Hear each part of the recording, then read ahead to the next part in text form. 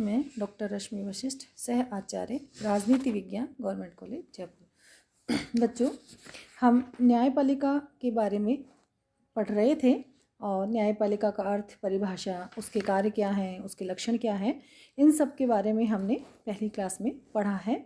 आज हम ये देखेंगे कि न्यायपालिका को स्वतंत्र कैसे रखा जाए या न्यायपालिका की जो स्वतंत्रता है वो कितनी आवश्यक है और क्यों आवश्यक है, उसकी स्वतंत्रता को क्यों बनाए रखा जाना चाहिए। न्यायपालिका की स्वतंत्रता का अर्थ है कि न्यायपालिका का कार्यक्षेत्र अत्यंत विस्तृत है, उसके द्वारा विविध प्रकार के कार्य किए जाते हैं, लेकिन न्यायपालिका इस प्रकार के कार्यों को उसी समय सफलतापूर्वक और कुशलतापूर्वक कर सकती है जबकि न्यायपालिका पूर्णतः स्वतंत्र हो।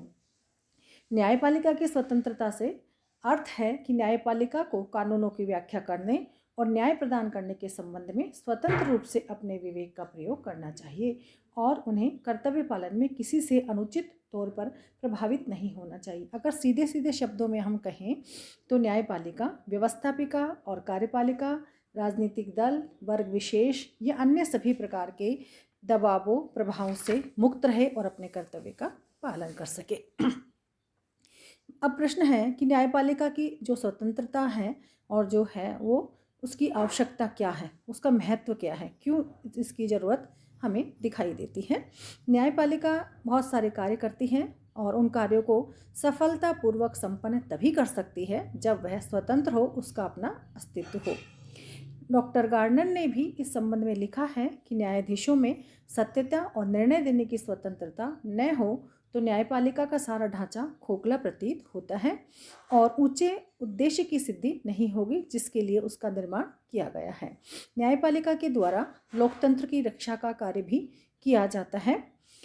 अपने अन्य अभिप्रायों सहित लोकतंत्र एक सीमित और मर्यादित शासन व्यवस्था का नाम है और इसको मर्यादित रखने के लिए स्वतंत्र न्यायपालिका की आवश्यकता है।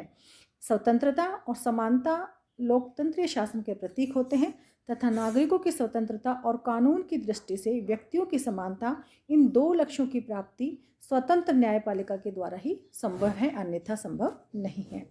न्याय की रक्षा करने के लिए भी न्यायपालिका की आवश्यकता होती है। वह स्वतंत्र और निष्पक्ष हो, वह व्यवस्थापिका और कार्यपालिका के नियंत्रण तथा प्रभाव से पूर्णतः मुक्त हो। यदि न्यायाधीशों पर किसी भी प्रकार का दबाव या भारी नियंत्रण या भारी हस्तक्षेप होता है तो वे निष्ठापूर्वक अपने कार्यों को पूर्ण नहीं कर पाते हैं। संविधान की रक्षा करने का काम भी स्वतंत्र न्यायपालिका ही कर सकती है। संविधान की रक्षा का भार न्यायपालिका पर होता है, लेकिन न्यायपालिका संविधान की रक्षा का दायित्व भली भांति तभी कर सकती है जब वह स्वतंत्र हो और निष्पक्ष हो। संविधान की धाराओं की स्पष्ट व्याख्या करती है। व्यवस्थापिका द्वारा पारित उन कानूनों को जो कि संविधान के विरुद्ध होते हैं तथा कार्यपालिका के वे कार्य जो संविधान का उल्लंघन करते हैं, उन सब को अवैध घोषित करने का काम न्यायपालिका के द्वारा किया जाता है। नागरिकों के अधिकारों की रक्षा भी न्यायपालिका के द्वारा की जाती है। जब कभी किसी व्यक्ति के अधिकारों को हनन हो या उनका दुरुपयोग हो तो वह न्यायपालिका की शरण में जा सकता है। न्यायपालिका की स्वतंत्रता का महत्व सर्वोपरि रूप में सबसे ज़्यादा नागरिकों के अधिकारों की रक्षा से है। न्यायपालिका के स्वतंत्र होने पर नागरिकों के द्वारा अपने अधिकारों की रक्षा पर पूरा भरोसा किया जा सकता है। नागरिक अधिकारों की दृष्टि से स्वतंत्र न्यायपालिका बहुत ही जरूरी है और ये आवश्यक भी है। इस बात को स्वीकार करते हुए अमेरिका, फ्रांस, ब्रिटेन, आयरलैंड आदि सभी देशों में संविधान के द्वारा संविधानों में न केवल मौलिक अधिकारों की वरन इसके साथ ही स्वतंत्र न्यायपालिका की व्यवस्था की गई है। न्यायपालिका की आवश्यकता या न्यायपालिका क्या करती है, इसके महत्व हमने जाना। अब हम ये सोचें कि न्यायपालिका की स्वतंत्रता को बनाए रखने के उपाय क्या हो सकते हैं, कैसे उसको रखा जा सकता है। न्यायपालिका की स्वतंत्रता को बनाए रखने के लिए बहुत सारे उपाय हैं, जैसे न्यायाधीशों की नियुक्ति कैसे होगी।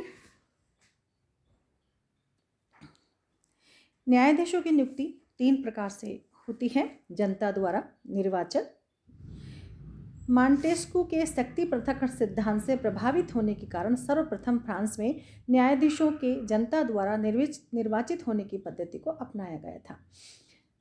लेकिन लोकतंत्रीय शासन व्यवस्था के यह व्यवस्था अनुकूल नहीं है। ये पद्धति दोषपूर्ण है, क्योंकि न्यायाधीशों की नियुक्ति लोकप्रियता के आधार पर नहीं हो सकती है, योग्यता के आधार पर उनकी नियुक्ति की जानी चाहिए। ये योग्यता और लोकप्रियता दोनों अलग अलग चीज़ें हैं। तो जब ये पृथक हैं तो इनका काम भी पृथक ही होगा। चुनाव में विजय लोकप्रियता के आधार पर ही प्राप्त की जाती है, योग्यता के आधार पर नहीं।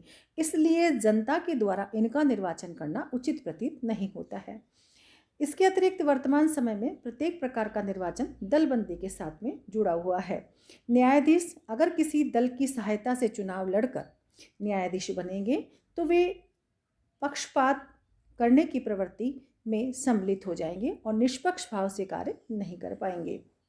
इसलिए लास्की ने ठीक ही कहा है कि न्यायाधीश की नियुक्ति की समस्त पद्धतियों में जनता द्वारा निर्वाचन की पद्धति निर्विवाद रूप में सबसे बेकार व्यवस्था या सबसे बुरी है। दूसरी जो व्यवस्था है वो है कि व्यवस्थापिका के द्वारा इनका निर्वाचन किया जाए। अमेरिकी संघ के कुछ अन्य राज्यों, पूर्वी सोवियत संघ, स्विट्जरलैंड में इस प्रकार की जो स्थिति है वो पाई जाती है। इस पद्धति में न्यायाधीशों की नियुक्ति का आधार उनका कानूनी ज्ञान, अनुभव, निष्पक्षता, योग्यता नहीं वरन राजनीतिक दल के नेताओं की कृपा होती है।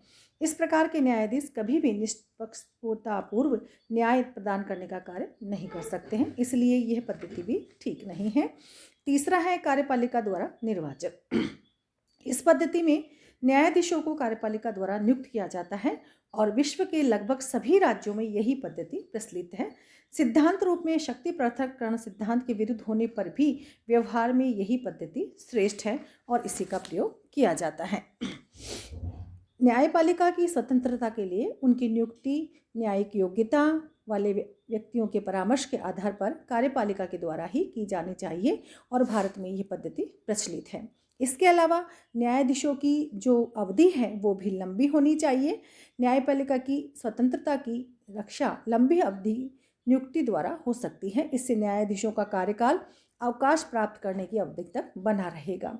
पद की सुरक्षा की गारंटी भी न्यायाधीशों को दी जानी चाहिए और जब कभी कोई ऐसा हो कार्य तो वहाँ पर महाभियोग की व्यवस्था की जानी चाहिए और वर्तमान में ये व्यवस्था प्रचलित भी है। महाभियोग की पद्धति पर्याप्त जटिल होती है और अपनी इस जटिलता के कारण श्रेष्ठ भी है। इसके अलावा न्यायाधीशों का जो वेतन है वो भी पर्याप्त होना चाहिए ताकि उन्हें किसी प्रकार की अभाव महसूस ना हो सके। ये कथन है कि इस आधार पर कहा जा सकता है कि न्यायाधीशों की स्वतंत्रता के लिए उन्हें निश्चित और पर्याप्त वेतन दिया जाना चाहिए, क्योंकि हैमिल्टन ने अपनी पुस्तक राजनीति के तत्व में सही कहा है कि यह मानव स्वभाव है जो कि व्यक्ति अपनी आजीविका की दृष्टि से शक्ति संपन्न है, उसके पास संकल्प शक्ति का भी बड़ा बल होता है। न्यायाधीशों की योग्यता भी पूर्ण होनी चाहिए। कार्यकुशलता और निष्पक्षता उनके लिए सर्वमान्य होती है तथा अयोग्य न्यायाधीशों को नियुक्ति नहीं दी जानी चाहिए। अवकाश प्राप्ति के बाद वकालत पर निषेध लगाया जाना चाहिए। न्यायाधीशों को अवकाश के बाद में वकालत नहीं करने दी जाए तथा कम से कम उन न्यायालयों या उनके क्षेत्राधिकार के अंतर्गत अन्य न्यायालयों में वकालत कार्य कर सकने का जो काम है वो उनको दिया जाना चाहिए। कार्यपालिका और न्यायपालिका का पृथक्करण भी इसके लिए आवश्यक है।